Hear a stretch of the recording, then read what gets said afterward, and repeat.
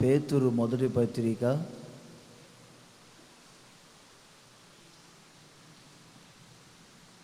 3వ అధ్యాయం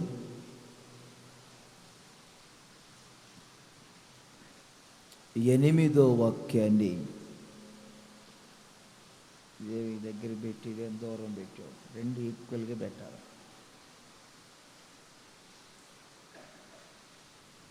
పత్రికలు మీరు చదివేటప్పుడు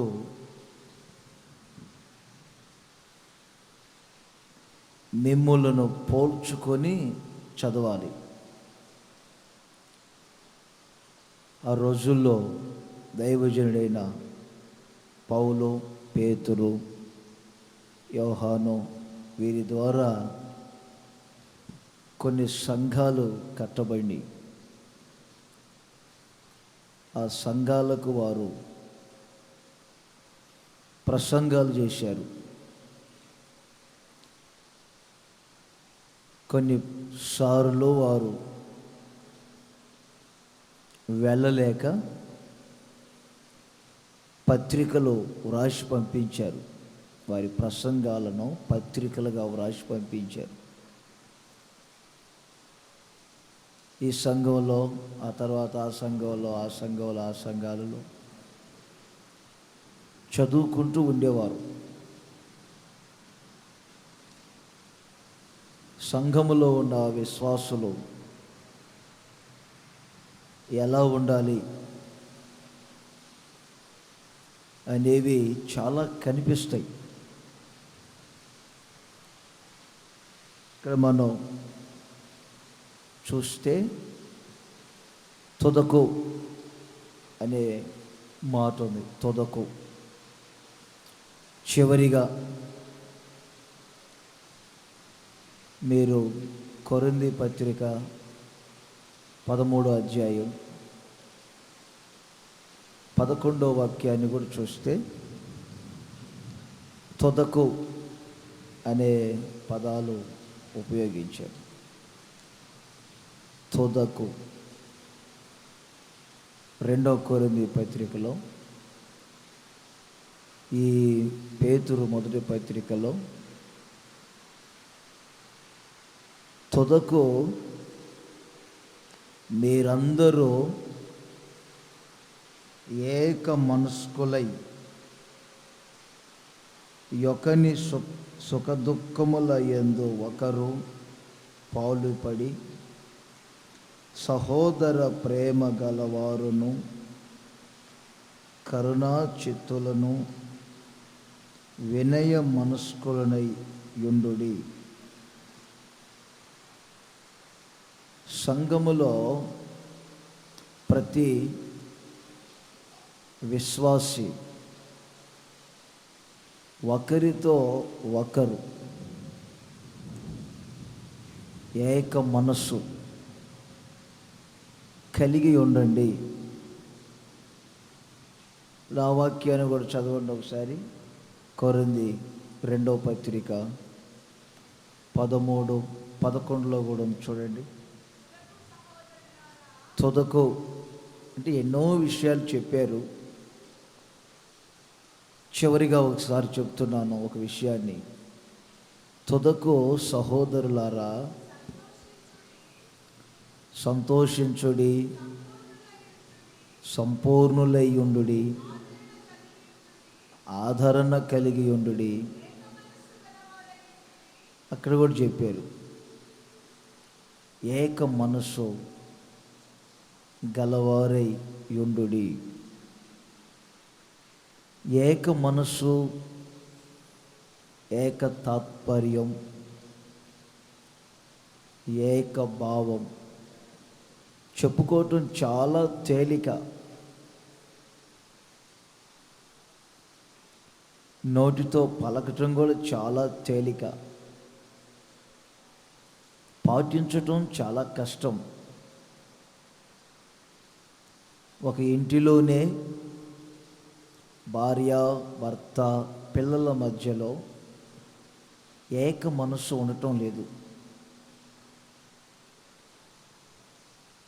ఒక ఏరియాలో 10 మంది దేవుని ప్రజలు ఉంటే ఆ ప్రజల మధ్యలో కూడా వారికి దేవుని ప్రజల మధ్యలో ఏక మనస్సు ఉండటం లేదు. మనుషులు ఏకముగా కూడుకోవటం వేరు, మనస్సులో ఏకం కావటం వేరు. మీ జీవితాల్లో కూడా చాలాసార్లు ఎదురవుతాయి. నా జీవితంలో కూడా చాలాసార్లు ఎదురైనవి. సేవకులతో కానీ విశ్వాసులతో కానీ కొన్ని పర్యాయాలు ఏకత్వం పొందలేని సంభవాలు జరుగుతూ ఉంటాయి. తలంచుకోవటం లేక నోటితో ఒప్పుకోవటం తేలికేను, దాన్ని పాటించేసరికే చాలా కష్టతరంగా ఉంటుంది. ఈ రోజులు కూడా అలాంటివే. దానియేలు ప్రవక్త నెబుకద్నెజర్ రాజుకు ఒక ప్రతిమ యొక్క భావాన్ని చెప్పేటప్పుడు తలను గురించి ఒక రాజ్యం, తర్వాత రొమ్ములు భుజములను గురించి ఒక రాజ్యం, అలాగే కడుపు ఒక రాజ్యం, అలాగే కాళ్ళు మరొక రాజ్యం, ఆఖరికి పాదముల దగ్గరకు వచ్చాడు. బంగారము, వెండి, ఇత్తడి, ఇనుము, పాదములేమో ఇనుము మట్టి రెండు కలిసి కనిపించాయి. ఇనుముతో మట్టి, మట్టితో ఇనుము ఎప్పటికీ కలిసి ఉండదు. అంటే ప్రజల పరిస్థితులు రోజు రోజుకి ఒకరితో ఒకరు మనస్తత్వాలు కలవకుండా వెళ్తాయి అని ప్రస్తుతం ఆ ప్రతిమలో మనం ఇప్పుడు పాదముల దగ్గర ఉన్నాం. ఇది ప్రజారాజ్యం, ప్రజాస్వామ్యం అంటారు దీన్ని. అంటే మనస్తత్వాలు కలవు. అది బయట రాజకీయ నాయకుల మధ్యలో కానీ ప్రజల మధ్యలో కానీ ఇనుముతో మట్టి, మట్టితో ఇనుము కలిసి ఉండదు. ఎంత ప్రయత్నించినా కలవదు.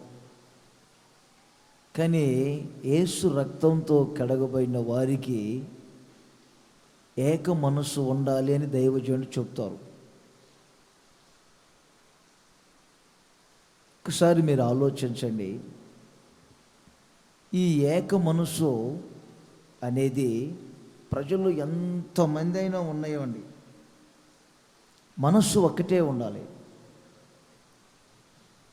ప్రజలు ఎన్ని లక్షల మంది అయినా ఉండనివ్వండి, మాట ఒకటే ఉండాలి.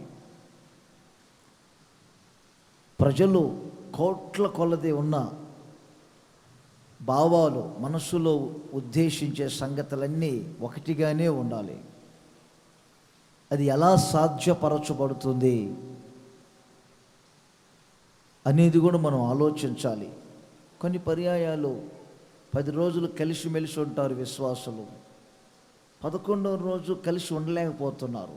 మనకు ఎదురవుతున్న సంభవాలు ఇవన్నీ. సేవకులు కూడా 10 రోజులు కలిసిమెలిసి ఉంటారు, 3 రోజులు మహాముచ్చటగా కనపడతారు. 4వ రోజు ఒకరి ముఖం ఇటు ఉంటే ఒకరి ముఖం ఇటు, ఒకరు అటు చూస్తే ఒకరు ఇటు చూడటం, ఒకరు ఈ మాట మాట్లాడితే ఒకరు ఈ మాట మాట్లాడటం. నేను చెబుతున్నాను, మీ జీవితంలో ఇవన్నీ సంభవిస్తూనే ఉన్నాయి. ఏక మనసు కలిగి ఉన్నప్పుడు గుర్తించండి, కలిగే ఆశీర్వాదాలు చాలా ఉంటాయి. ఇప్పుడు అపోస్తుల కార్యం 1వ అధ్యాయం 14వ వాక్యం మనం చదువుకుంటే, వారు మేడగదిలో 10 దినములు ఏక మనస్సుతో ప్రార్థనలు చేస్తూ ఉన్నారు. ఏక మనస్సుతో ప్రార్థనలు చేస్తున్నప్పుడు పరిశుద్ధాత్ముడు కుమ్మరింపబడేది. ఏక మనసు ఎక్కడుందో అక్కడ పరిశుద్ధాత్మ నింపుదల ఉంటుంది. ఏక మనసు లేని చోట పరిశుద్ధాత్ముడు క్రియ చేయలేరు, పరిశుద్ధాత్ముడు రాలేరు. అందరి మనసుతో మీ మనసు కలిసినప్పుడే, మీ మనసుతో అందరి మనసులు కలిసినప్పుడు దేవుని మనసుతో మీ మనసు కలుస్తుంది. కనిపించే సహోదరులతోనే ఏకత్వం మీకు లేకపోతే కనబడని దేవునితో నీవు ఏకత్వం కాలేవు అంటాడు దైవజనుడు. కనబడే సహోదరితోనే నువ్వు ఏక మనసు కలిగి ఉండకపోతే కనబడని దేవునితో నువ్వు ఏక మనసు కలిగి ఉండలేవు. దేవుని మనస్సులో మీ మనస్సు, దేవుని హృదయములో మీ హృదయం, దేవుని తలంపులలో మీ తలంపులు, ఆయన ఊహలలో మీ ఊహలు, ఇవన్నీ కలిసిపోవాలంటే సంఘములో ఉన్నటువంటి ప్రతి వారితో ఏక మనస్సు కలిగి ఉన్నప్పుడే అక్కడ పరిశుద్ధాత్ముడి క్రియ చేస్తాడు. ఇక మీరు ఎంత ఎగిరి గొంతు కోసిన మేకలాగా కేకలు పెట్టినా పరిశుద్ధాత్మ యొక్క తాకిడి మీలో లేదని అర్థం. ఫలితం లేదు. ఎంత అరిచినా ఫలితం లేదు. కేకలు వేసి పరిశుద్ధాత్మని రమ్మని రమ్మని రమ్మని రమ్మని ఎంత అడిగినా ఫలితం ఉండదు. నీ మనస్సు ఎప్పుడైతే అందరి మనస్సులతో ఏకమైపోతుందో అప్పుడు నీలోనికి పరిశుద్ధాత్ముడు బలముగా దిగబోతున్నారు, క్రియ చేస్తాడు. ఇంకో సంగతి ఏమిటంటే ఇప్పుడు మీరు చదివారు చూడండి, కొరింథీ 2వ పత్రిక 13-11 వాక్యంలో ఒక చక్కని మాట వ్రాయబడింది. ఏక మనస్సు కలిగి ఉండండి, సమాధానముగా ఉండండి. అది ఏక మనసు ఎక్కడుందో అక్కడ దేవుని తోడు ఉంటుంది. రెండవది గుర్తుపెట్టుకొని మీరు ప్రతి సంఘములో దైవజనుడు ఈ విషయాలే వ్రాస్తాడు. ఫిలిప్పీ పత్రిక 2వ అధ్యాయం మొదటి 2 వాక్యాలు చూస్తే ఇవే కనిపిస్తాయి. ప్రతి పత్రికలో దైవజనుడు ఈ విషయాలన్నీ పంచుకుంటూ వస్తారు. ఆయా సంఘాలకు వ్రాసి పంపిస్తారు. దేవుడు నాకు తోడుగా ఉన్నాడు, దేవుడు నాకు తోడుగా ఉన్నాడు, దేవుడు నాకు తోడుగా ఉన్నాడు, దేవుడు నాకు తోడుగా ఉన్నాడు. ఆయన చెప్తున్నారు, సదాకాలము నేను మీకు తోడై ఉంటాను, యుగ యుగములు నేను మీకు తోడుగా ఉంటాను, నేను మిమ్మల్ని అనాథులుగా విడవను, ఒంటరిగా చేయను, భయపడకు, నేను నీకు తోడుగా ఉంటాను, తోడుగా ఉంటాను, తోడుగా. దేవుని తోడు ఎవరికి ఉంటుందంటే ఏక మనసు ఉండాలి నీకు. సింగిల్ మెయింటెనెన్స్ ఉండకూడదు నీకు. కొంతమందికి ఈ ఏకత్వం ఉండదు. వారు పర్సనల్గా ఉంటారు, వారంతట వారే. అదొక పర్సనల్, ఎవరితో కలవరు. కొన్ని చోట్ల నేను చూస్తాను కదండి, అదేమిటో అదొక లాంటి స్వభావం. ఎవరైనా కలిసి ఉందామని చెప్పినా వినరు. అదొక లాంటి స్వభావం. మీరు నిజముగా యేసు రక్తంతో కడగబడి పాప క్షమాపణ నిమిత్తం బాప్తిస్మం పొంది పరిశుద్ధతను కాపాడుకుంటూ యేసుక్రీస్తు రాకడ సమయంలో ఆయన ఎదుర్కొని ఆ నిత్యత్వంలో మీరు ప్రవేశించాలని కోరుకుంటే, ఈ లోకంలో మీరు జీవించినంత కాలం నా దేవుని తోడు ఎల్లప్పుడూ మీకు ఉండాలని ఆశిస్తే, మీరు సంఘములో ఏక మనసు కలిగి ఉండాలి. ఒకసారి చెప్పండి, చేతులు పైకెత్తి గట్టిగా హల్లెలూయా అని. ఇంకోసారి చెప్పండి గట్టిగాను. ఏమి కలిగి ఉండాలి చెప్పండి గట్టిగాను. ఏక మనసు. ఏక మనసు ఉన్న చోట ఏముంది? పరిశుద్ధాత్మ నింపుదల. ఏక మనసు ఉన్న చోట ఏమున్నది? దేవుని తోడు. ఎప్పుడు దేవుని తోడు ఉంటుంది. మన నీడ మనల్ని వెంబడించుకుంటూ వచ్చినట్లు దేవుని తోడు ఎప్పుడు వారిని వెంబడించుకుంటూ వస్తుంది. ఇంకొక విషయం ఏమిటంటే, పాత నిబంధనలో మనం ఇశ్రాయేలీయుల గురించి ఆలోచన చేస్తే, న్యాయాధిపతుల పుస్తకం 20వ అధ్యాయం 1వ వాక్యం 11వ వాక్యం, ఈ 2 వాక్యాలు చదువుతారు, నోట్ చేసుకోండి. దాను మొదలుకొని బెయర్షబా వరకు, గిలాదు దేశం వరకు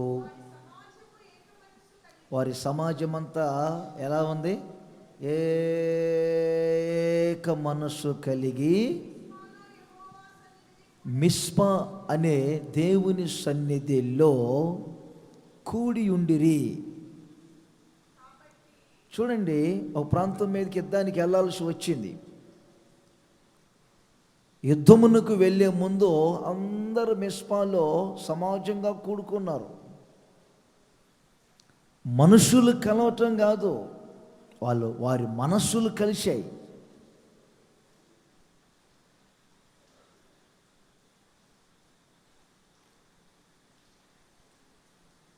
మిస్పాలో యెహోవా సన్నిధిని వారందరూ ఏక మనసుతో కూడి ఉండరు. నాకు ఆ 11వ వాక్యం బాగా నచ్చింది. ఏమని రాయబడిందంటే, ఇశ్రాయేలీయులందరూ ఒక్క మనుషుడైనట్లుగా. దేవునికి స్తోత్రం చెప్పండి అందరూ ఒకసారి, ఇంకా కొంచెం గట్టిగా. స్తోత్రం చెప్పమంటే ఒకరేమో ఒక చెయ్యి ఎదుగుతారు, ఒకరేమో 2 చేతులు ఎదుగుతారు. ఇదేమే ఏక మనసు నాకు అర్థం కాదు. ఒకరేమో అసలే ఎత్తరు.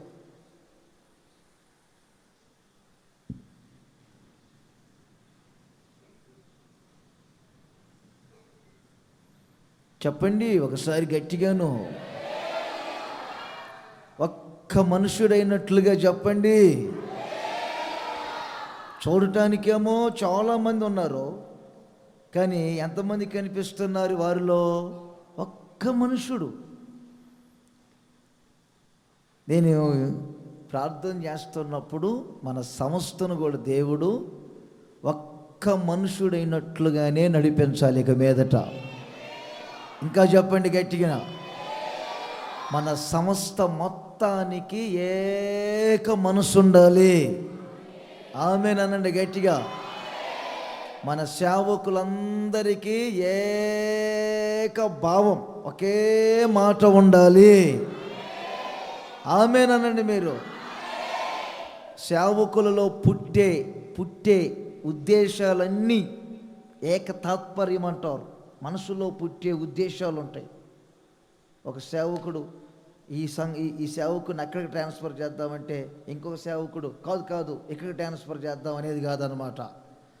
ఒకే ఉద్దేశం ఉండాలి అందరి మనసులో. అలా ఉన్నప్పుడే ఈ సంస్థ ఎలా కనపడిద్ది? అనేకుల మధ్యలో ఒక్క మనుషుడైనట్లుగా కనిపించబడుతుంది. వారు యుద్ధానికి వెళ్ళేటప్పుడు ఒక గొప్ప జయాన్ని పొందారు ఇశ్రాయేలీలు. శత్రువుల దేశం మీదకి యుద్ధానికి వెళ్ళారు. ఎక్కడికి యుద్ధమునకు వారు వెళ్ళి యుద్ధం చేసి జయముతో తిరిగి వచ్చేదానికి ముందు వారిలో ఒక చక్కని స్వభావం కనపడుతుంది మనకి. ఏమిటా చక్కని స్వభావం అంటే, వారు మిస్పాలో కూడుకుంటారు ఒక్క మనుషుడైనట్లు, ఒకరి ముఖం ఒకరు చూసుకుంటూ. చూడండి, సహోదర ప్రేమ కలిగి కరుణాచిత్తులై, చక్కని మాటలు, కరుణాచిత్తులై సహోదర ప్రేమ కలిగి ఒకరితో ఒకరు ప్రేమ అనుబంధాలు పంచుకుంటూ, ఆ యూనిటీ, ఆ ఫెలోషిప్, చూడండి ఆ సహవాసం ఎలా ఉంటుందో చూడండి. రెండో అధ్యాయంలో, ఫిలిప్పీ పత్రిక 2వ అధ్యాయంలో కూడా ఇదే మాటలు వాడాడు దైవజనుడైన పౌలు. క్రీస్తునందు ఏ హెచ్చరిక అయినను, ప్రేమ వలన ఆదరణ అయినను, ఆత్మయందు ఏ సహవాసమైనను, ఏ దయారసమైనను,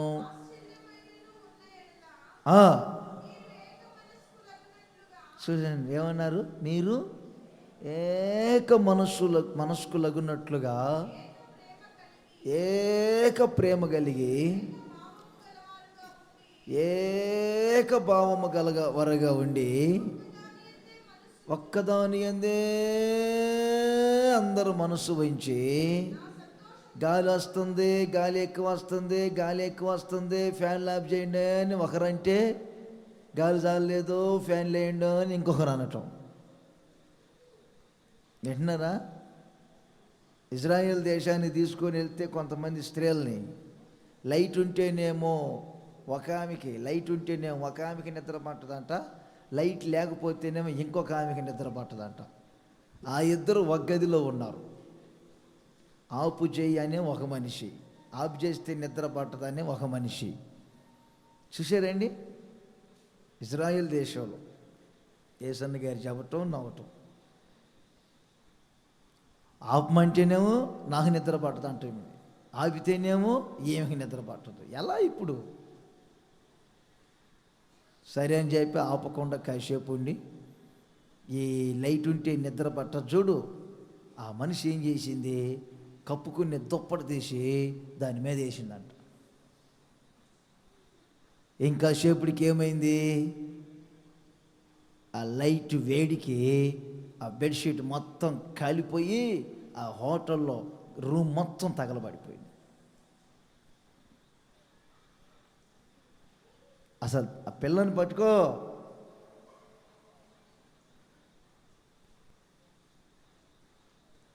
వాళ్ళు మంచోళ్ళు కాబట్టి మనల్ని మరలా దేశానికి పంపించారు.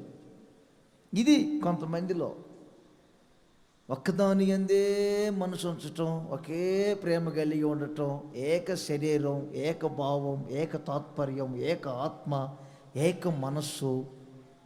ఈ కలువరి దినములలో సంఘములో క్రియ చేయాలి అనే సంగతిని మీరందరూ గుర్తించాలి. అలా ఉంటే ఎంత బాగుంటుంది అన్ని సంఘాలు, ప్రజల పరిస్థితులన్నీ. నేను లేవు అని మిమ్మల్ని గురించి నేను ఒప్పుకోను. ఎక్కడెక్కడైనా మీ జీవితంలో ఇలాంటి పొడచూపుతూ ఉంటే, ఇలాంటి పరిశుద్ధాత్మ కూడికలకు వచ్చి వాటన్నిటిని సరిచేసుకోవడానికి ఈ కూడికలు. భర్తతో ఏక మనసు లేకపోతే, పిల్లలతో ఏక మనసు లేకపోతే, సేవకులతో ఒకవేళ ఏక మనసు లేకపోతే, సేవకులకు ఒకవేళ ఏక మనసు లేకపోతే, తోటి విశ్వాసులతో ఒకవేళ ఎక్కడైనా ఏక మనసు లేకపోతే, ఎలాగైనా దాన్ని కాపాడుకోవటానికి ప్రయత్నించాలి. అందుకే దైవజనుడు పౌలు అంటాడు, ఈ ఐక్యతను కాపాడుకొనుటకు శ్రద్ధ చూపండి, ఈ ఐక్యతను కాపాడుకొనుటకు మీరు ప్రయాసపడండి. ఇది చాలా విలువైనది.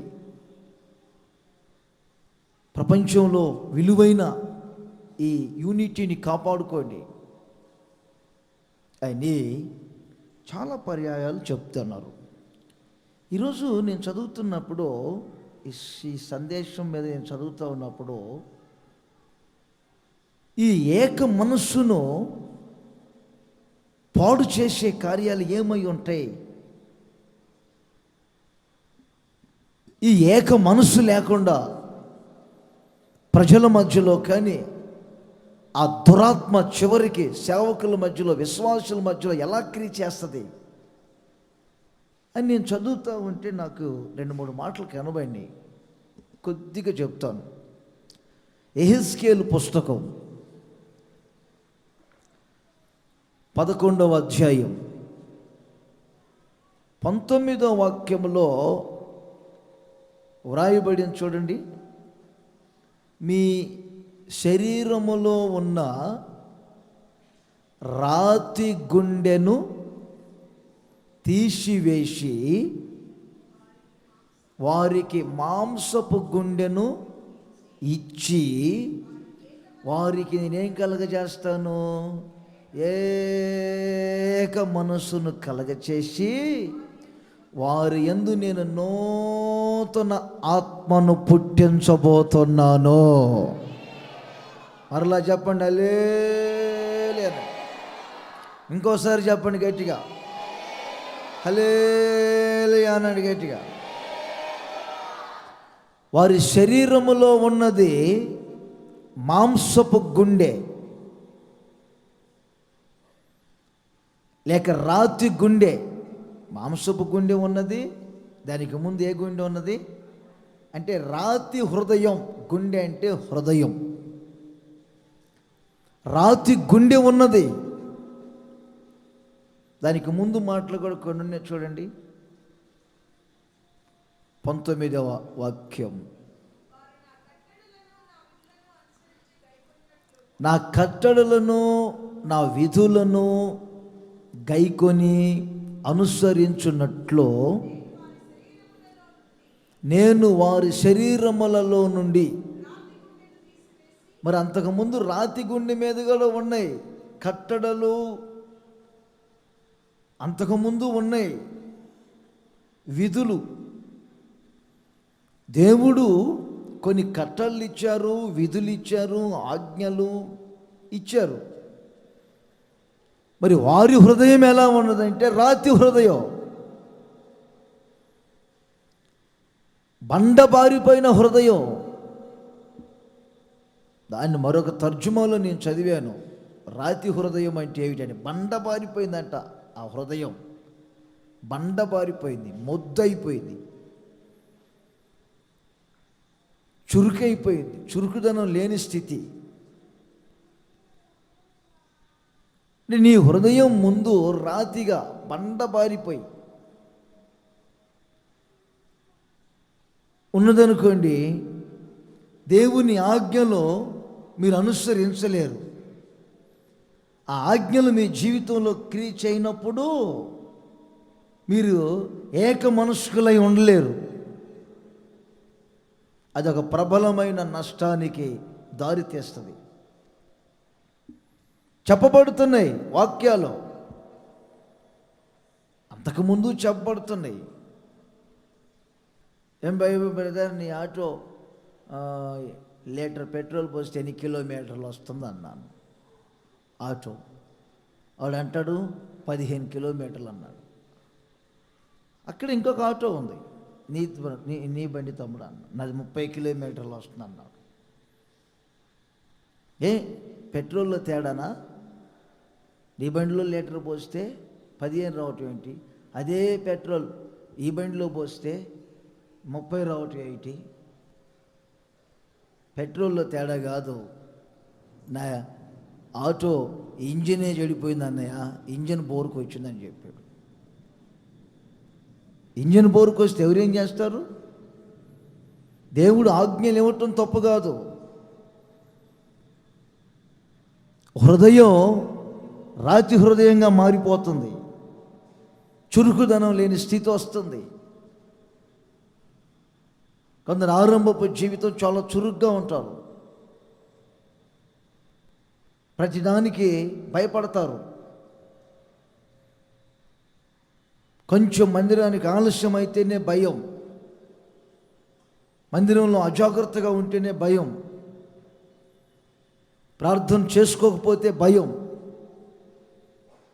శనివారాలు ఉపవాసాలు ఉండకపోతే ఒకలాంటి భయం, వాక్యం చదవకపోతే ఒకలాంటి భయం. రోజు రోజుకి హృదయం బండబారిపోతుంది, వాత వేయబడిన మనస్సాక్షిలాగా. అది ఎవరి జీవితంలో ఉంటుందో ఆ వ్యక్తి ఇతరులతో ఐక్యపడలేడు, దేవునితో ఏకత్వం ఉండదు. వారికి చిన్నగా దేవునితో ఆ ఏకత్వం తొలగిపోతూ ఉంటుంది. మనుషుల మధ్యలో ఈ ఏకత్వం, ఈ ఏక మనస్సు ఉన్నప్పుడే దేవునితో మనం ఏకత్వం కాబోతూ ఉన్నాము. ఎఫెసీ పత్రిక 4:11 మీరు చూస్తే ఇలాగే వ్రాయబడింది, మనమందరము విశ్వాస విషయములోనూ దేవుని కుమారుని గూర్చిన జ్ఞాన విషయములోనూ. మరి ఆయనతో, ఆయన విశ్వాసంలో, ఆయన జ్ఞానంలో, ఆయన పరిపూర్ణతలోనికి మనం ఏకత్వంలోనికి వస్తేనే సంపూర్ణ పురుషులు అవుతారు. అలా సంపూర్ణ పురుషులు కాకపోవటానికి కారణం ఏమిటంటే, ఎక్కడో మీ శరీరాలలో క్రియ చేస్తుంది ఈ రాతి గుండె, బండబారిపోయిన గుండె. ఇర్మియా ప్రవక్త ఒకసారి అంటాడు 3వ అధ్యాయంలో, ఇంటికి వెళ్ళి చదువుకోండి, 3వ అధ్యాయంలో. ఆ పని చేస్తుందంట, తప్పు చేసినా కానీ ఆ మనిషికి ధైర్యమే. ఆ పని చేస్తుంది, చేయకుండా పని చేసినా ధైర్యమే. తన ప్రజలను అలాంటి వ్యక్తికి పోల్చాడు ఒకసారి ఇర్మియా గ్రంథం 3వ అధ్యాయంలో. అరే ఆ పని చేయకూడదంటే చేస్తుంది, చేసి కూడా మరలా ధైర్యంగా ఉంటుంది. అంతటి పనికి మళ్ళీ నీచమైన పని చేస్తావు, చేసి కూడా ఏంటి నీకు ధైర్యం? కొంచెమైనా నీకు చురుకు లేదు, కొంచెమైనా నీకు భయం లేదేమిటి? హృదయం బండబారిపోయింది,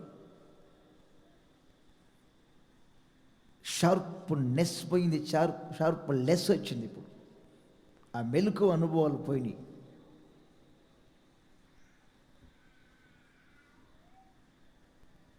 క్రొత్త నిబంధన సంఘ పరిస్థితులు అలా ఉండకూడదు, అది పాత నిబంధనలో. క్రొత్త నిబంధనలోనికి వచ్చేసరికి నీ హృదయం మాంసపు హృదయముగా మార్చబడాలి. చెప్పండి గట్టిగా, మీ హృదయం మాంసపు హృదయముగా మార్చబడాలి. మాంసపు హృదయం అంటే మెత్తని అనే పదాన్ని ఉపయోగించాడు దైవజనుడైన పౌలు. చెప్పారు, కొరింథీ 2వ పత్రిక 3వ అధ్యాయం 3వ వాక్యంలో వివరించారు, రాతి పలకల మీద కానీ సిరాతో కానీ వ్రాయబడక మెత్తని హృదయం, అది మాంసపు హృదయం. అంటే మెత్తని హృదయం క్షణాల్లో సున్నితంగా ఉంటుంది, గరుకుండదు, టెంపర్ ఉండదు, సున్నితమైన హృదయం.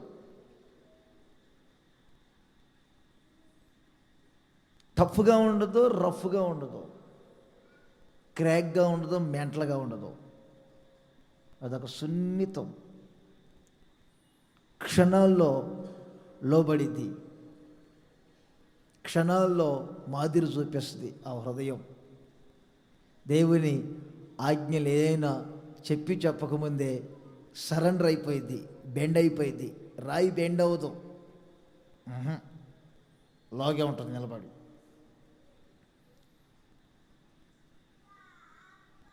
చురుకుదనం ఉండదు. ఇలాంటి వర్షం మన మీద కురిస్తే మనకి క్షణాల్లో పరిగెత్తుకుంటూ వస్తాం, 4 చుక్కలు పడితేనే రేవడిగా. దున్నపోతు మీద గురిస్తే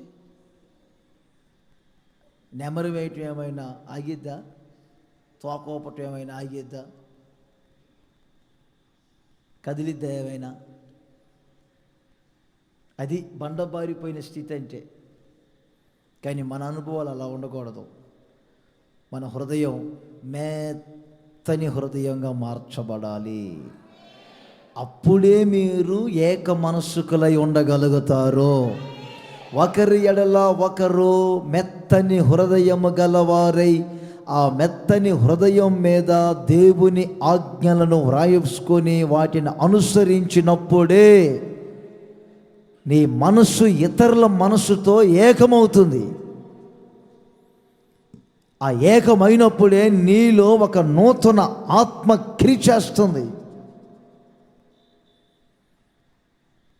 ప్రబలమైనటువంటి కారణం ఒకటి గుర్తించండి మీరు. అది తొలగిపోవాలి దేవుని ప్రజల్లో.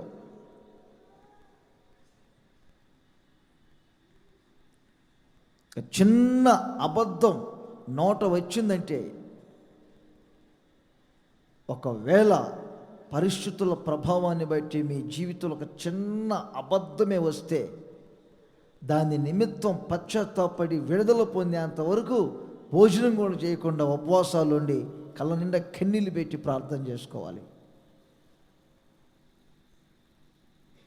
ఒక చూడకుండా చూపే చూసిన, చేయకూడని పనులు చేసిన, ఎక్కడ నీ జీవితంలో కొంచెం అపవిత్రత చోటు చేసుకుంటే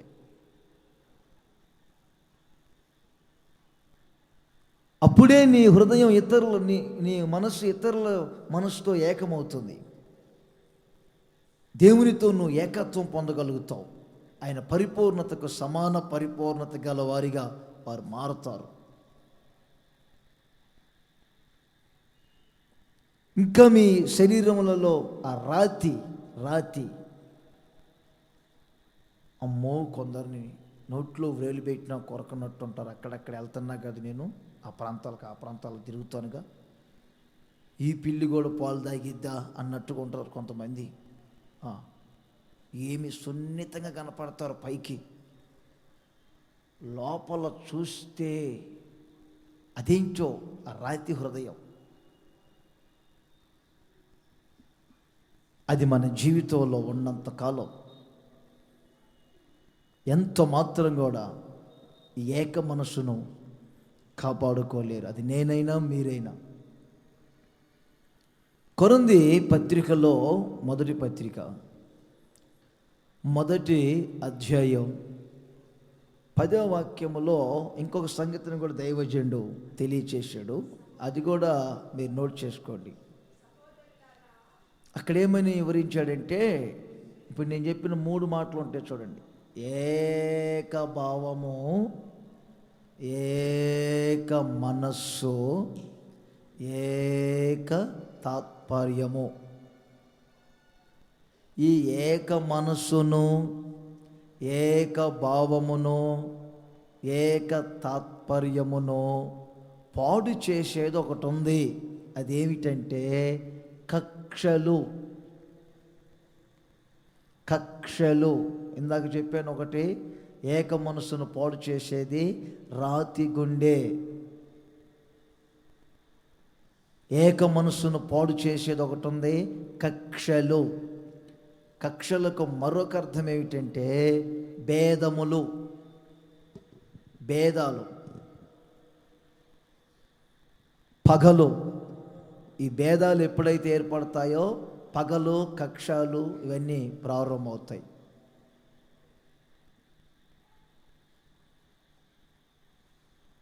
కక్షలు ఉండకూడదు. క్రింద అంటాడు, ఆ వాక్యాన్ని చదువుకుంటూ వచ్చి, క్రీస్తు విభజింపబడిన, క్రీస్తు భాగాలుగా ఉన్నారా? క్రీస్తు భాగములుగా లేరు.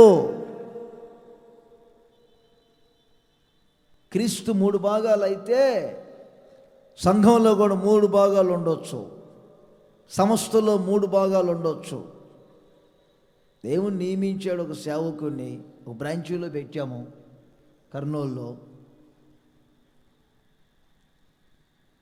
ఆయన ఏదో చెప్పిన సమయానికి ఇంటికి రాలేదట. ఆ తర్వాత వీరేదో అలిగారు, ఆయన ఏదో వాళ్ళు అలిగారు అని చెప్పి ఏదో కొంచెం వాక్యాలు చెప్పారట.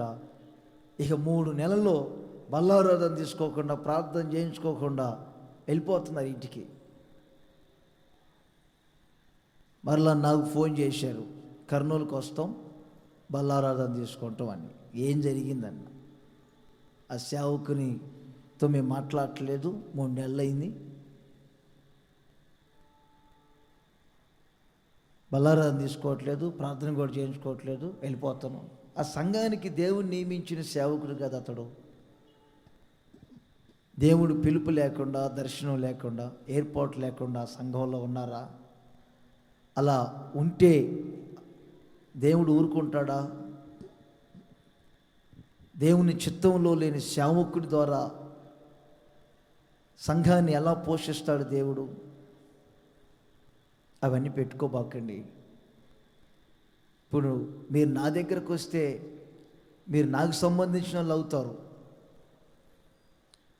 ఇప్పుడు నాతో ఉన్నటువంటి అనుబంధం ఆ సేవకునికి దూరం అయిపోయింది. ఆఖరికి మా ఇద్దరి మధ్యలో భేదాలు వస్తాయి మీ మూలాన. ఏదో సేవకుల్ని గద్దించి, హెచ్చరించి, బుద్ధి చెప్పి, క్రమపరుచుకుంటూ పైకి తీసుకురావాలనేది మీ మనసులో పెట్టుకున్నాం. వద్దు అంటే నాతో కూడా అంటారు ఒక మాట, మీరు రావద్దంటే చెప్పండి, మీ దగ్గర కూడా ఎక్కడికైనా వెళ్ళిపోతాం. మీరు అర్థం చేసుకోరేమిటి? నా మాట వినండి. కాదు, మీ దగ్గరకు వస్తాం, దశమ భాగం మీకే ఇస్తాం, మీ దగ్గరే బల్లారం తీసుకుంటాం, మీ దగ్గరే ప్రార్థన చేసుకుంటాం. ఎందుకు ఇవన్నీ? ఎందుకు ఈ భేదాలు? సంస్థలు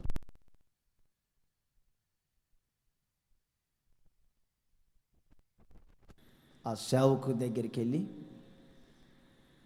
ఆ సేవకుని కలిసి ప్రార్థన చేయించుకొని ఆ స్వీట్ ఇచ్చి 3 నెలల దశమ భాగం ఇచ్చి ప్రార్థన చేయించుకొని రండి. అది ఏక మనసు అంటే. మీరు అలా చేయండి. దేవుని చిత్తంలో లేకపోతే ఆ సేవకుడు ద్వారా సంఘాన్ని పోషింపనివ్వడాయన, సంఘాన్ని పాడు చేసుకోడు. మన మూలాన సంఘాలు విడిపోకూడదు, భేదాలు పెట్టుకోకూడదు. దైవజనుడు అదే చెప్పింది. ఈ మాట ఎందుకు వాడారంటే, కొరింథీ సంఘంలో 3 భాగాలైనవి. ఒక వ్యక్తి అంటాడు నేను పౌలు వాడిని అంటాడు, ఇంకొక వ్యక్తి అంటాడు నేను అపోల్లో వాడిని అంటాడు, ఇంకో వ్యక్తి అంటాడు నేను కేఫా వాడిని అంటాడు. ఇది ఎలా సాధ్యం? నలుగురికి నేను మంచి అయినంత మాత్రంలో నాకు ఒక పార్టీ ఉంటుందా? గవర్నమెంట్లో నుంచి ఒకరు ఫోన్ చేస్తూ ఉంటారు ఊరికి. నాకు ఆదివారం అయ్యిందంటే రూమ్లోకి వెళ్ళానంటే ఫోనే. ఏమిటి ఫోన్ అంటే, ప్రసంగానికి మార్కులు వేస్తూ ఉంటారు. ఏం ప్రసంగం? ఇంత పెద్ద సంఘానికి ఆయన పంపించారు, ఆయన పెట్టారు. ఊరికి ఇదే గొడవ. నాకు ఇసుగుబుట్టి ఉన్న సేవకులు దేవుని చిత్తంలో ఉన్నవారు అక్కడ చెబుతూ ఉంటారు. మీ మనసులో మీ స్టేటస్కి తగినటువంటి ప్రసంగాలు ఒకవేళ సేవకులు చేయట్లేదు అనుకుంటే, అలాంటి సేవకులు ఎక్కడైనా ఉంటే వెళ్ళిరండి అమ్మా. ఎందుకు వచ్చిన గొడవ? ఊరికి ఎందుకు ఈ భేదాలు? కేజీ స్పీడ్ తీసుకొని వెళ్ళి వాళ్ళిద్దరికి కలిసి ప్రార్థన చేయించుకొని దశమ భాగం ఇచ్చి పక్క నవ్వుకుంటా ఖాళీ ఉన్నప్పుడు ఇంటికి రండి అన్నారు. భేదాలు, కక్షలు ఉండకూడదు. అది ఉందా ఏకత్వం పోయింది. ఏ చిన్న విషయములోనైనా అదే యేసన్న గారు ఎప్పుడు నాకు చెప్తూ ఉంటారు, ట్రాక్ తప్పేటప్పుడు చీమ తలకాయ అంత ఉంటుంది. తప్పేటప్పుడు చీమ కూడా దూరలేనంత గ్యాపు. ఇక అది ఆ క్రాక్ కొంచెం కొంచెం కొంచెం కొంచెం కొంచెం కొంచెం ఒకటి మద్రాసుకి వెళ్ళిద్ది, ఒకటేమో వైజాగ్కి వెళ్ళిద్ది. ఆ డిస్టెన్స్ చూడండి, ఆ ఏకత్వంలో నుంచి ఎలా డివైడ్ అయిపోతుందో. జాగ్రత్త పడాలి, చాలా జాగ్రత్త పడాలి. ఎప్పుడు మనం కోరుకోవలసింది మన సమస్తంతా ఏక మనస్సు కలిగి ఉండాలి. చెప్పాలి గట్టిగా, చెప్పండి గట్టిగా. మన సేవకులందరూ ఎలా ఉండాలి? ఏక మనస్సు కలిగి ఉండాలి. అది ఉంటే కొన్ని తొందరపాట్లు. యోనాలో తొందరపాట్లు ఉన్నాయి. యోనాలో తొందరపాట్లు ఉన్నప్పుడు చేప ఏం చేసింది? యోనాను ఎక్కడ పెట్టుకుంది? చెప్పండి మీరు, నమల్లా. యోనాలో లోపాలున్న చేప చూడండి, యోనాను కడుపులో పెట్టుకుంది. ఆయన కొరకు ప్రార్థన చేసింది 3 దినాలు ఉపవాసం ఉండి. అలాగే కొన్ని చోట్ల మనకు పొడ చూపుతాయి. అంత మాత్రంలో భేదాలు ఉండకూడదు, అవి చోటు చేసుకోకూడదు.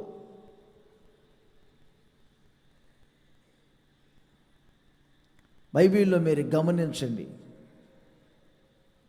13:22 సమూయేలు 2వ పత్రిక. చదవండి రా రే, బైబిల్ చదవండి. ఇక్కడ ముక్కుతో మూలుగుతూ ఉన్నారు పాపం. ఏమైంది, బాగలేదాక? చదువు, గట్టి చదువు.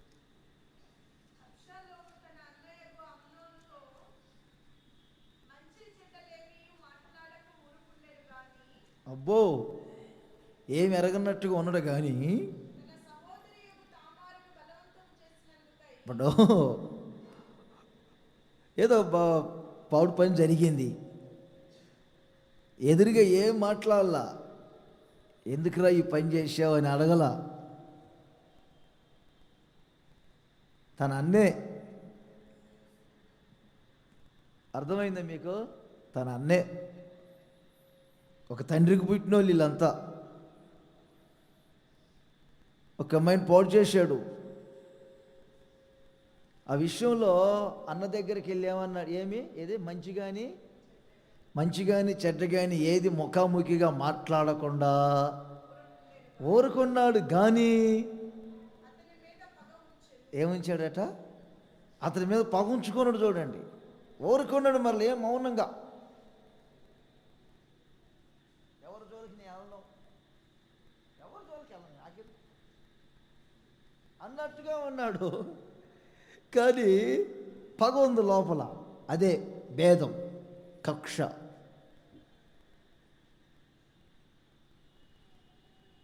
కక్ష పెట్టుకున్నాడు. ఒక్క పేపర్ తిప్పండి, 15వ అధ్యాయం వస్తుంది. రాలేదా? 12లో చివరి మాట చూడండి. మరీ ఎక్కువ ఒకటి వలన అతన్ని పొగిడే వాళ్ళు ఎక్కువైపోయారు. ఆయన పొగుడుతూ ఉంటే ఆయన కుట్ర పెరుగుతూ ఉంది.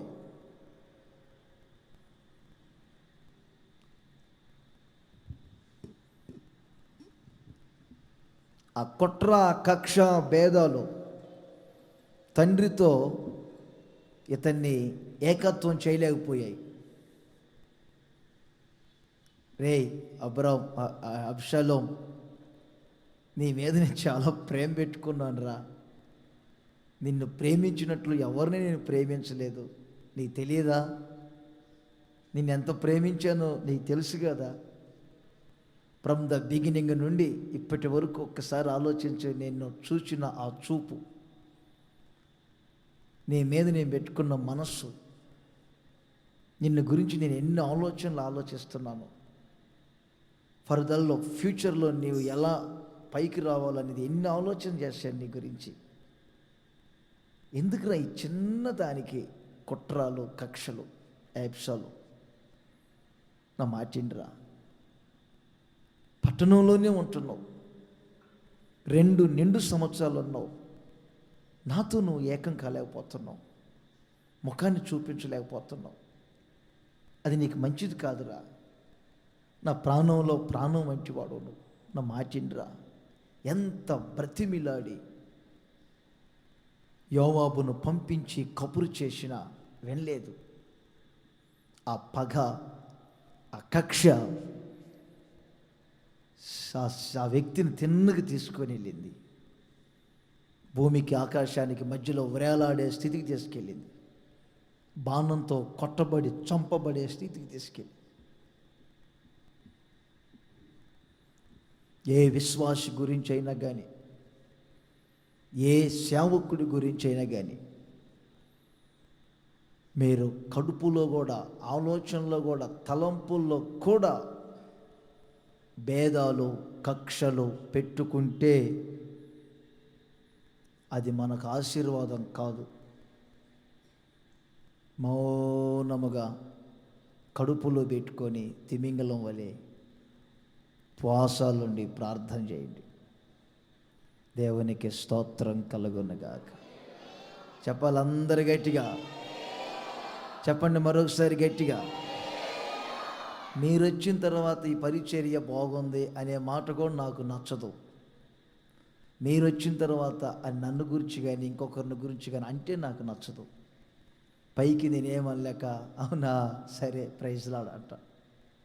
మీరు వచ్చిన తర్వాత అంటే అంతకుముందు సేవకుడు ఏం చేయలేదనే అర్థం.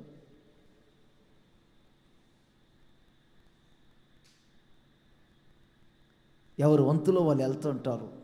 ఎవరికి ఇచ్చిన కృపల ప్రకారంగా వారు చేస్తూ ఉంటారు. మనసులో కూడా, ఆలోచనలో కూడా ఇంకొకరిని మనం ఒకలాగా, ఇంకొకరిని ఒకలాగా ఈ కక్షలు, పగలు, ఈర్ష్యలు పెట్టుకొని భేదాలు కలగజేసి ఆఖరికి సహోదర ప్రేమను పాటు చేసుకోకూడదు.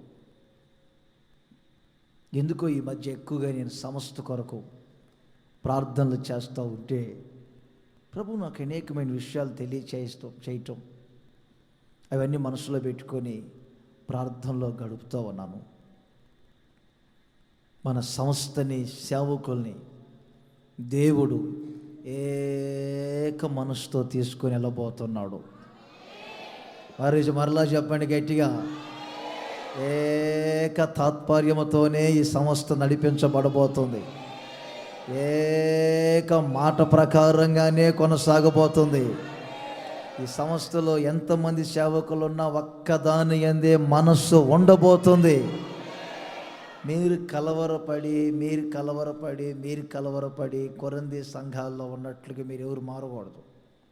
మీకు అదే మనసు ఉండాలి.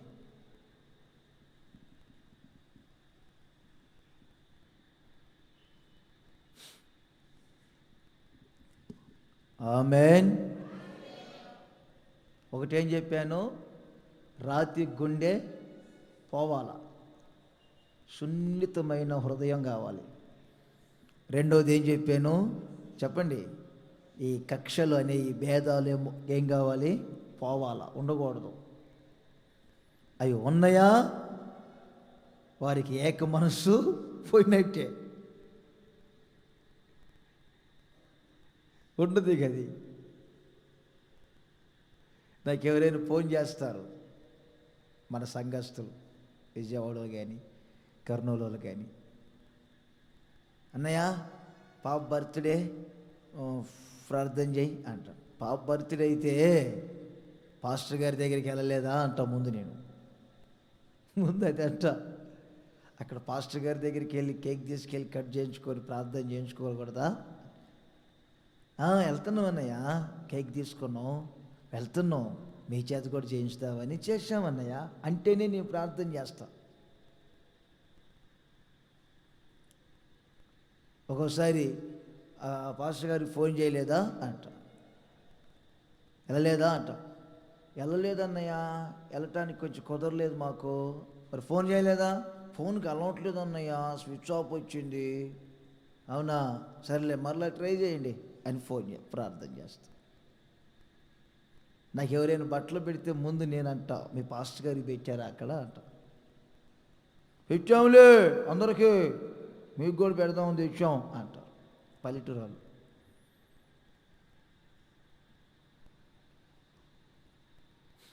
మనకు నచ్చిన వాళ్ళని, మనం మెచ్చిన వాళ్ళని మన వైపు చేర్చుకొని మనం ఏదో దోసుకోవటానికి ఇది రాజకీయ వ్యవస్థ కాదని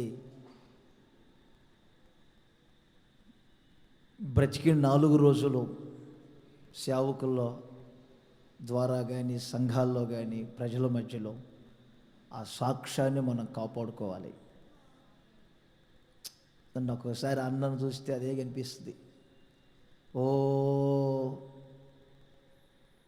వేల సంఘాలు కట్టి, వేల మంది సేవకులు తయారు చేసి, ఆ చేతులతో లక్షలు ఖర్చు పెట్టి, ఒకసారి నేను అదే చూస్తాను. చూడడం రోజు ఇన్ని లక్షలు ఖర్చు పెడుతున్నాం మందిరాలకి. ఒకప్పుడు మైక్ కొనుక్కోవడానికి మనకు స్తోమత లేదు. లక్షలు ఖర్చు పెట్టి కోట్ల ఆస్తిగా ఇంత సంస్థను సిద్ధపరిచి కనీసం ఒక 6 రోజులైనా లేకపోతే 6 నెలలైనా సుఖంగా సుఖం అనుభవించి, నెమ్మది అనుభవించి ప్రభు దగ్గరికి వెళ్ళింది లేదు. చివరి శ్వాస వరకు ప్రయాసపడి అంత బాగలేనప్పుడు కూడా మద్రాసుకు తీసుకెళ్ళాం. ఒక కొండను ఎలా భుజాల మీద పెట్టుకుని, తల మీద పెట్టుకుని ఎంత జాగ్రత్తగా తీసుకెళ్తారో అంత జాగ్రత్తగా తీసుకెళ్ళాం. ఎందుకో చివరికి ఎంత అనుభవించారా, సంపాదించారు. కానీ ఒకటి మాత్రం ప్రపంచానికే, రాష్ట్రాలకే వారిని సాక్ష్యంగా దేవుడు నిలబెట్టాడు. అదే మనకు కావాల్సింది. ఇంకేం అవసరంలా. ఆస్తులు, డబ్బులు, అంతస్తులు ఇవన్నీ అవసరంలా మనకి.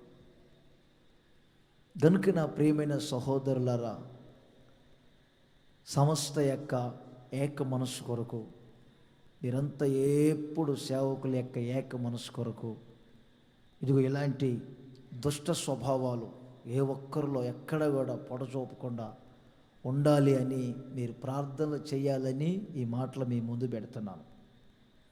క్రింద ఇంకొక మాట అంటాడు చూడండి, కలహములు అన్నాడు. కలహములు, అదే పత్రికలో కలహములు కదా, కలహములేనా?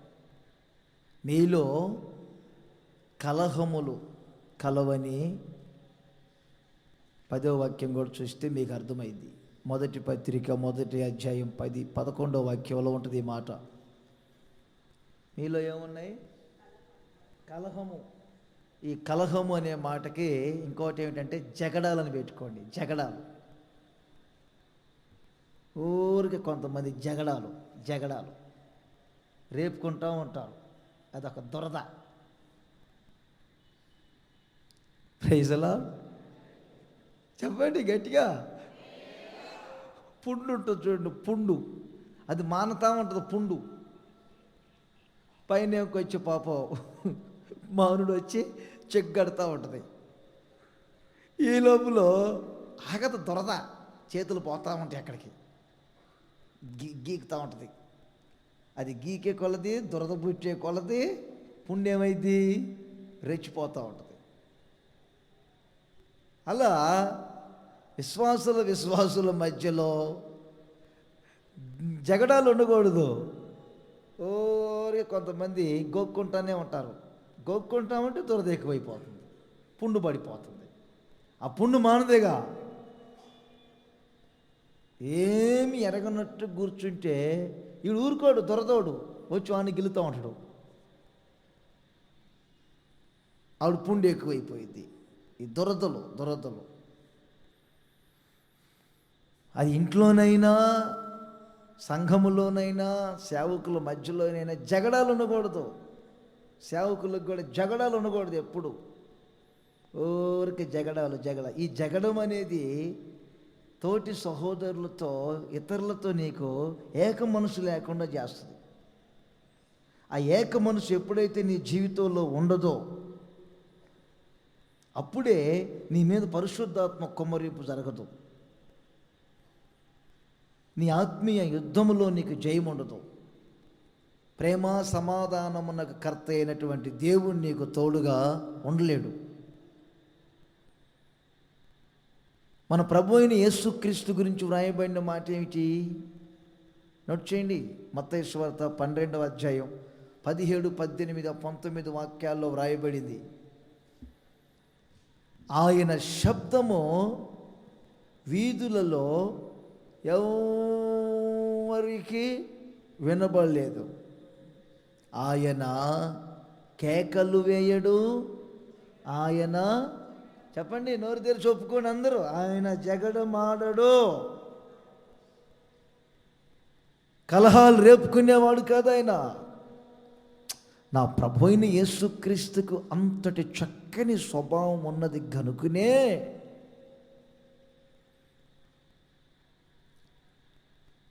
ఆయన ఎంతమందితో ఏక మనస్సు కలిగి ఉండగలిగాడు.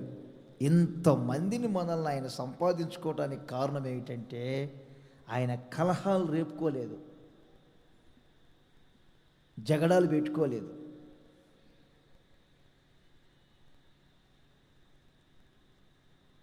ఈ మధ్య ఎవరిని అడిగా, ఒక ఆమె ఏం పేరని, జగడం అన్నది.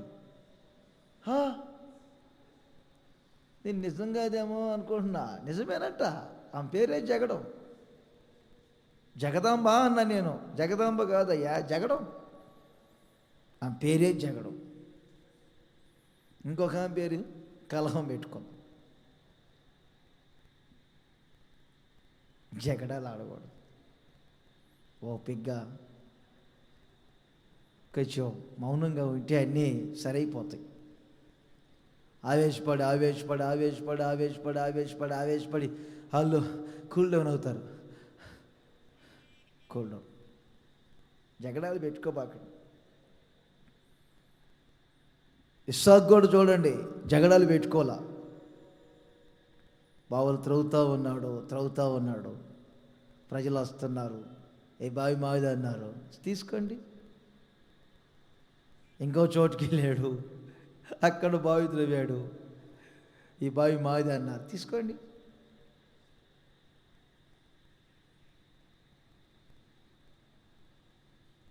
ఇంకో చోటుకి వెళ్ళారు, బావి తవ్వారు, ఈ బావి మాది అన్నారు, తీసుకోండి. ఎందుకు బాధ? తీసుకో.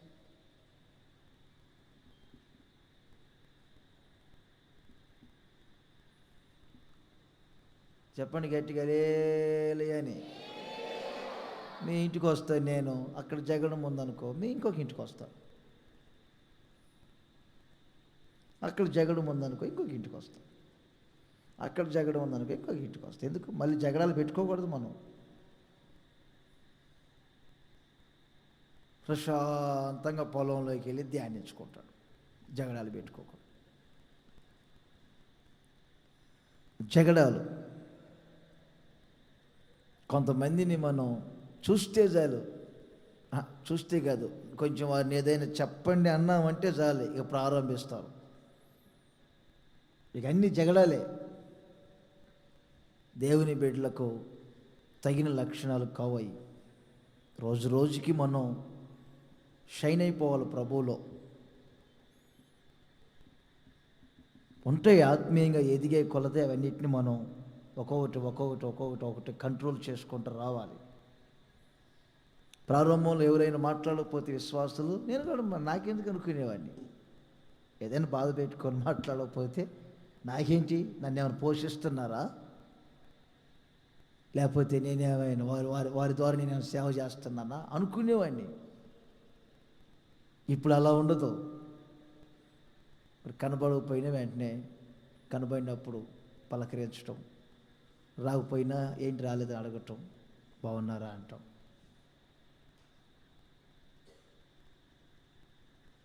యేసయ్య గారు చెప్పారు తండ్రి స్వభావం ఉండాలి సేవకుడికని. నలగొట్టుకుంటూ వస్తున్నారు. ఇంకా ప్రభు నలగొట్టుకుంటూ వెళ్తారు. ఇప్పుడే ఏం కాలేదు, ఇది ప్రారంభం. ఇప్పుడు ప్రారంభం. ఇప్పటి వరకు పూర్తిగా ఒక సంస్థ అయినా ఏదైనా యేసయ్య గారు ఇప్పుడు ప్రారంభం. ప్రతి సేవకుడి మధ్య నా దగ్గరికి వచ్చి చెప్పే మాట ఏమిటంటే, అన్నయ్య, ప్రతి సేవకులం మేము ఇక మీదట బాధ్యతగా ఉంటాం.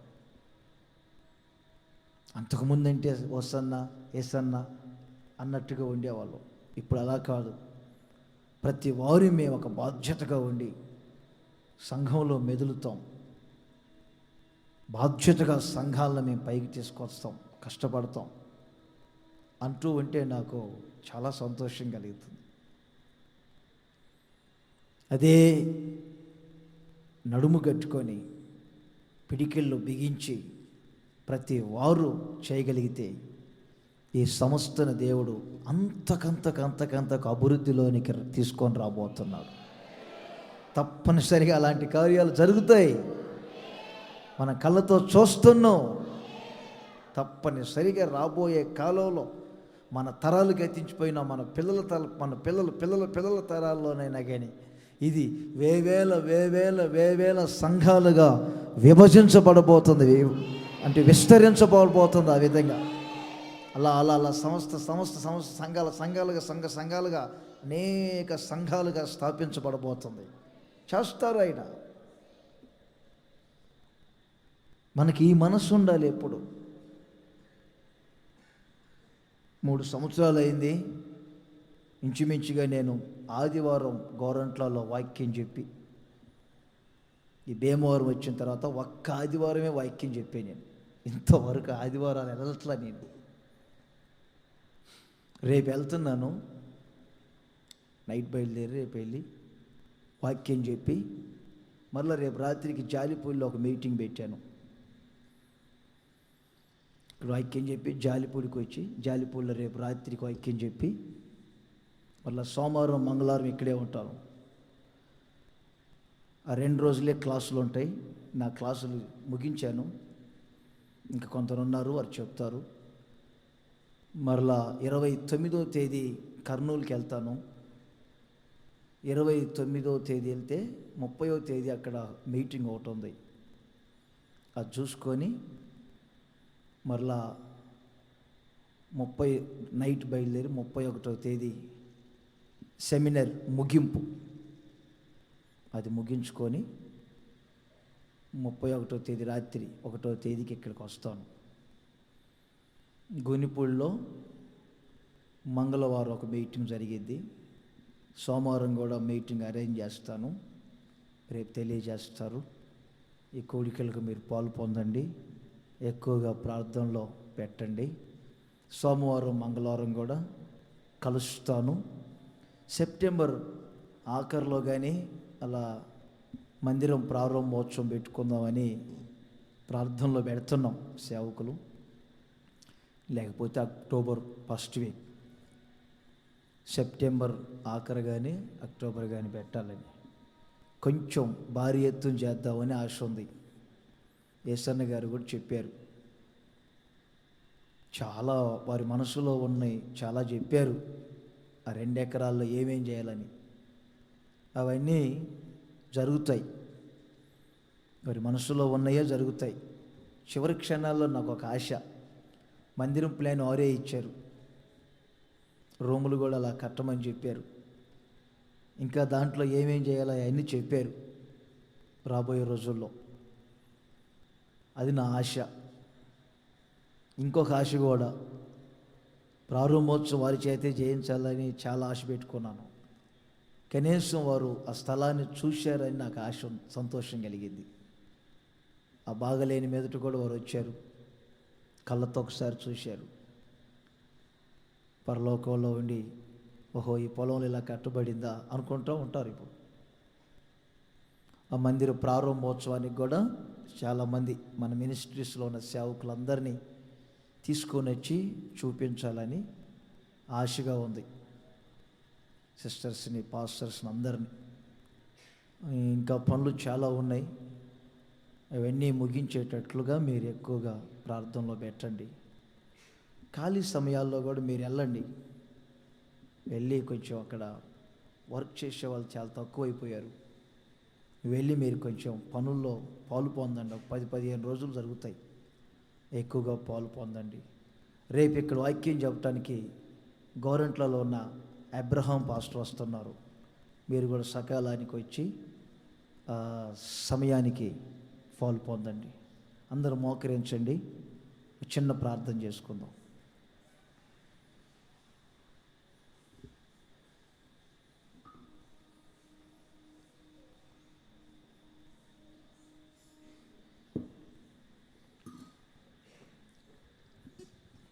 అందరు చేతులు పైకెత్తి,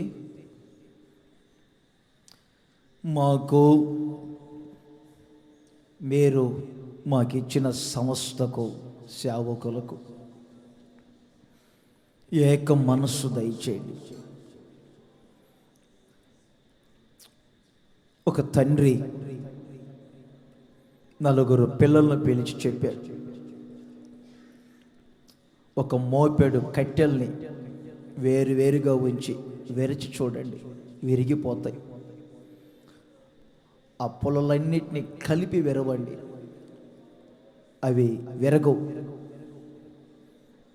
అదే అందరి మనసులు ఏకమైతే సాతాను సంఘాలను విరవలేడు, సాతాను సమస్తను విరవలేడు, సాతాను సేవకులను విరవలేడు. అలాగున మీరు చేతులెత్తి ప్రార్థన చేయండి. చేయి కలవాలి, మాట కలవాలి, శరీరం ఏకం కావాలి, ఆత్మ ఏకం కావాలి, మనస్సు ఏకం కావాలి. ఎప్పుడైతే ఏక మనస్సు ఏర్పడుతుందో అప్పుడే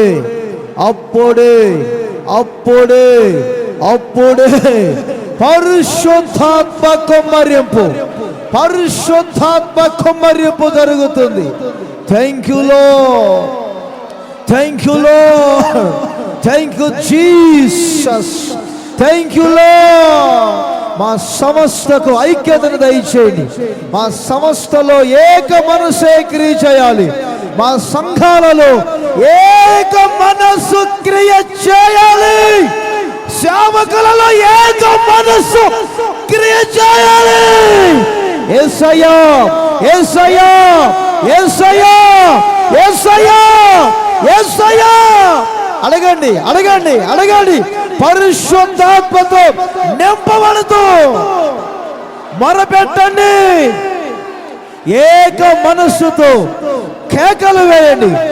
ఏక మనస్సుతో పిలవండి, ప్రార్థించండి. వారు ఏక మనస్సుతో ప్రార్థన చేస్తూ ఉండగా, వారు ఏక మనస్సుతో మొరపెట్టుచుండగా, వారు ఏక మనస్సుతో ఎడతెగక ప్రార్థన చేస్తున్నప్పుడే పరిశుద్ధాత్ముడు దిగాడు.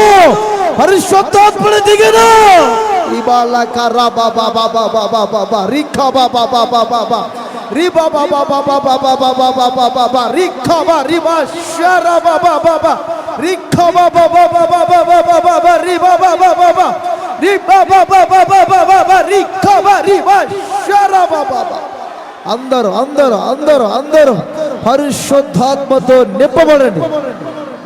Thank you God, thank you Lord, thank you Jesus. Hallelujah. శత్రువగు సాతాను యుద్ధము చేయుటకు మన మీదికి వచ్చినను వాడు మనలను విరవలేడు. కారణం ఇశ్రాయేలీయులంతా మిస్పాలో ఏక మనసు కలిగి ఉండిరి. ఒక్క మనుషుడై ఉన్నట్లు ఒక్క మనుష్యుడై ఉన్నట్లు జయించండి, జయించండి. ఏక మనస్సుతో సాతానును జయించండి. పోరాటములో గెలవండి. శత్రు సైన్యం కూలిపోవాలి.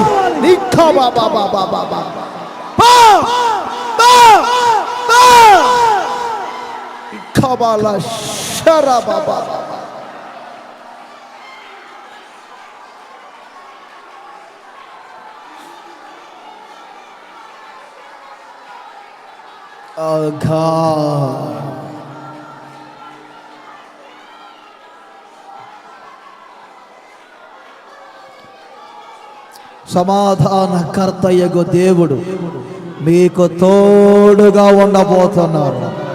మనకు తోడుగా ఉండబోతున్నారు. మన సమస్తకు తోడుగా ఉండబోతున్నారు.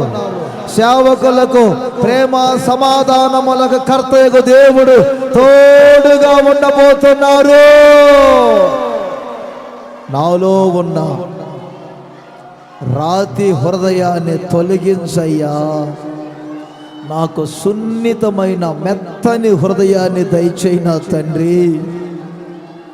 నాలో ఏమాత్రము కక్షలు భేదములు లేకుండా చేయండి అయ్యా.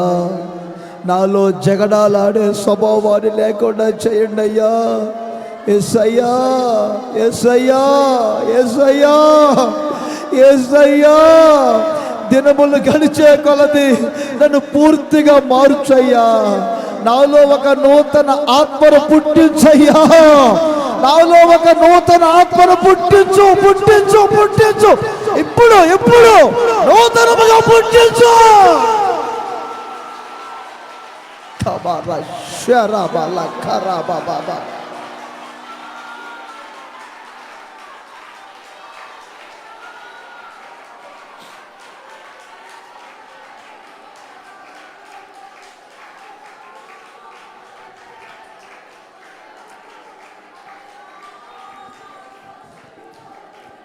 పిడుగులు విసిరే మెరుపుల వంటి శత్రువులే నాకు ఎదురై నిలచిన, నాకు విరోధము గారూపించిన ఏ ఆయుధము వర్ధిల్లలేదే. ప్రాణేశ్వర ప్రభు దైవ కుమార, ప్రణుతింతును నిన్నే ఆశ తీరా. ప్రాణేశ్వర ప్రభు దైవ కుమార, ప్రణుతింతును నిన్నే ఆశ తీరా. ప్రాణేశ్వర ప్రభు దైవ కుమార. పిడుగులు విసిరే మెరు శత్రువులే నాకు, పిడుగులు విసిరే మెరుపుల వంటి శత్రువులే నాకు ఎదురై నిలచిన, నాకు విరోధము గారూపించిన ఏ ఆయుధము వర్ధిల్లలేదే. నాకు విరోధము గారూపించిన ఏ ఆయుధము వర్ధిల్లలేదే. ప్రాణేశ్వర ప్రభు దైవ కుమార, ప్రణుతింతును నిన్నే ఆశ తీరా. ప్రాణేశ్వర ప్రభు దైవ కుమార. మూలరాయి నీవైయుండగా అపోస్తలుల పునాది మీద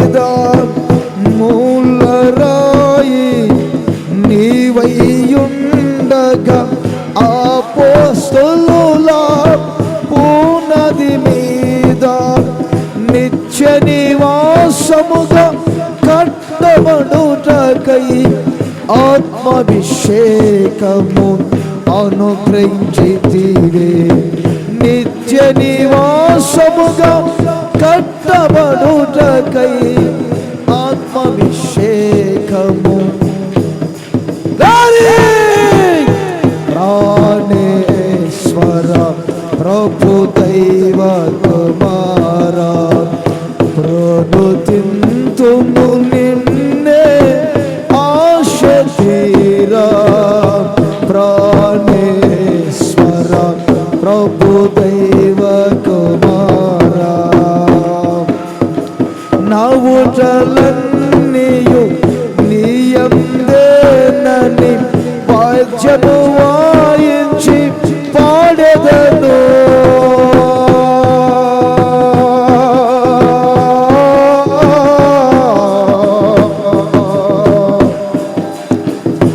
యేసయ్యా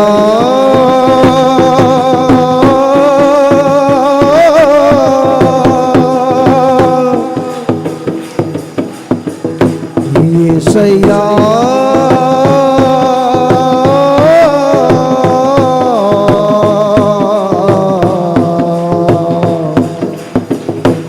యేసయ్యా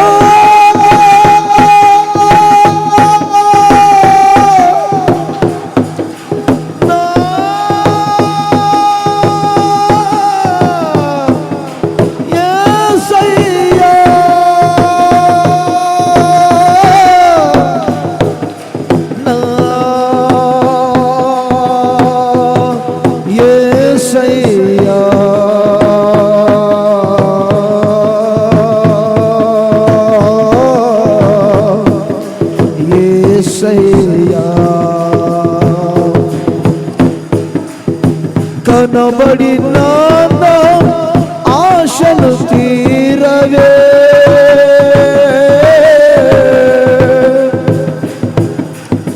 కనబడిన ఆశలు తీరనే. కనబడిన ఆశలు తీరునా.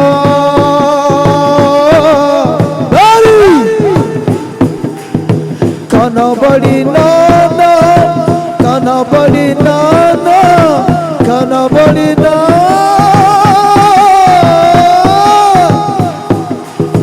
కనబడినా ఆశలు తీరవే. కనిపెట్టి చుంటిని కడబొర తొలికై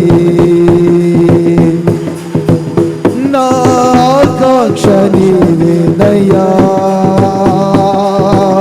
నా ఆకాంక్ష నీవేనయ్యా.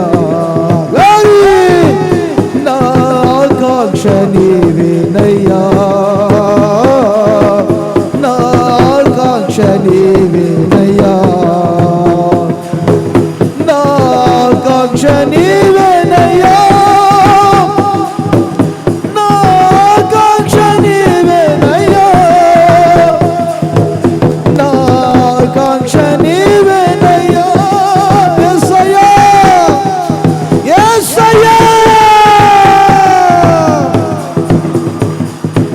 నా ఆకాంక్ష నీవేనయ్యా. నా ఆకాంక్ష నీవేనయ్యా. నా ఆకాంక్ష నీవేనయ్యా. నా ఆకాంక్ష నీవేనయ్యా. యేసయ్యా యేసయ్యా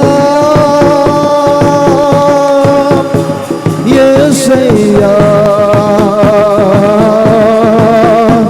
యేసయ్యా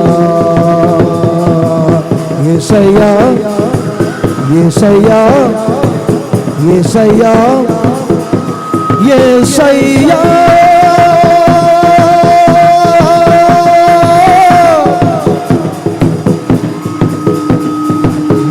ఆకాంక్ష నీవేనయ్యా. రిఖబాల శరబాబాబా రిబాబాబాబాబాబాబాబాబాబా రిఖబారిబా శరబాబాబాబా రిఖబాబాబాబాబాబా రిలాబందిని కరబా శరబాబాబాబాబాబాబా రిఖబాబాబాబాబా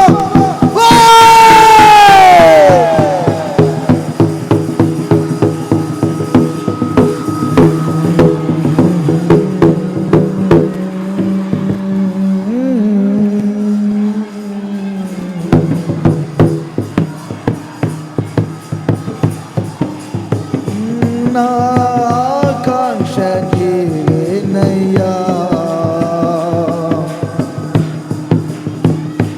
నా ఆకాంక్ష నీవేనయ్యా.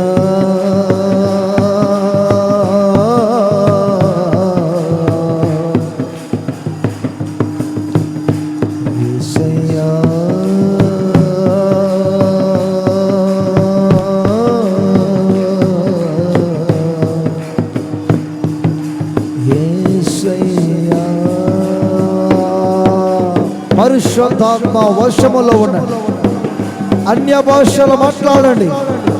పరిశుద్ధాత్ముడు దిగారు. అదిగో నీలో నూతన ఆత్మ పుట్టించను, నూతన స్వభావం పుట్టించను.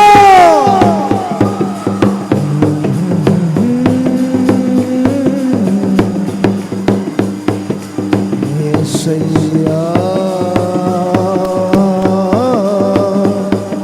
యేసయ్యా, యేసయ్యా, యేసయ్యా.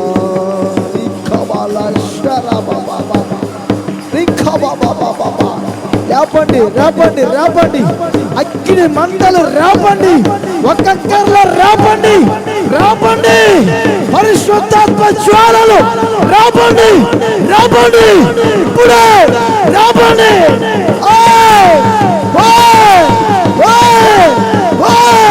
ఇవాళ ఖరాబా షరాబా బాబా బాబా బాబా బాబా బాబా.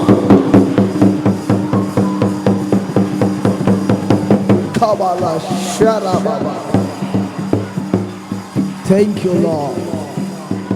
Thank you, Jesus.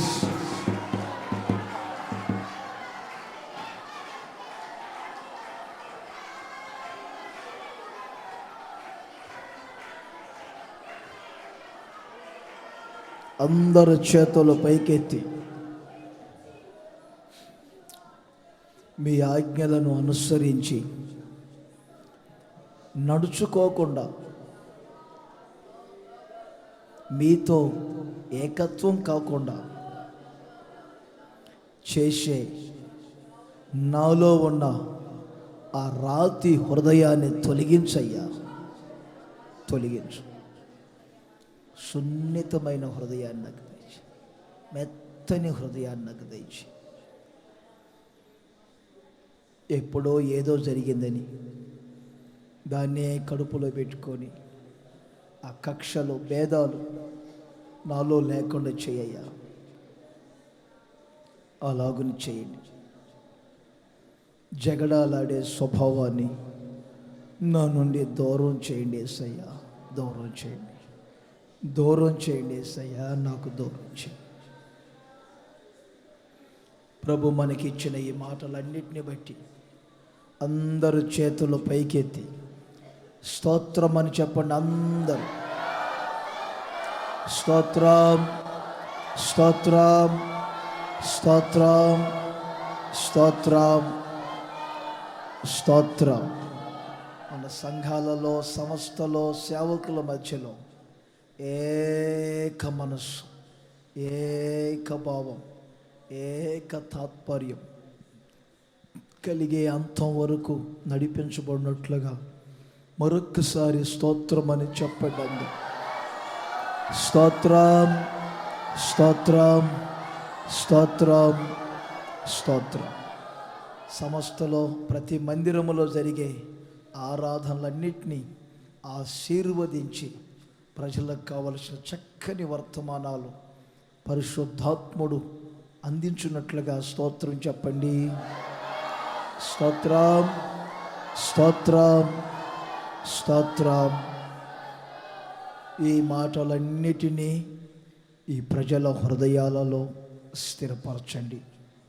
వాక్యమై ఉన్న యేసయ్య ఒక్కొక్క సమయంలో ఒక్కొక్క విధముగా మీరు మాట్లాడుతూ ఉన్నారు.